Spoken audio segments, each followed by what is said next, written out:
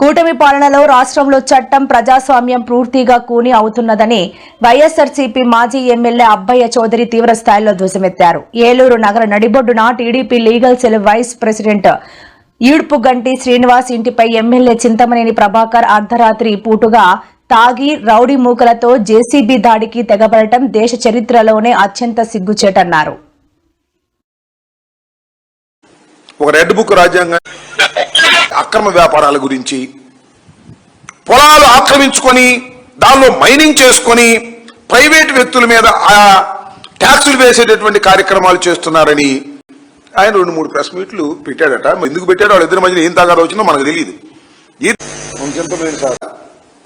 లేకపోతే ఈడుపుగంటి శ్రీనివాస్ గారి మీద పెట్టాలా? పోలీసుల్ని ప్రజల్ని రక్షించడానికి ఉపయోగిస్తారు, కానీ ఈ కూటమి పాలనలో మాత్రం పోలీసుల్ని ప్రజల్ని రక్షించడానికి కాకుండా వాళ్ళని రక్షక భటులుగా కాకుండా భక్షక భటులుగా ఈ రోజు ఉపయోగిస్తూ ఉండే పరిస్థితి మనం చూస్తూ ఉన్నాం.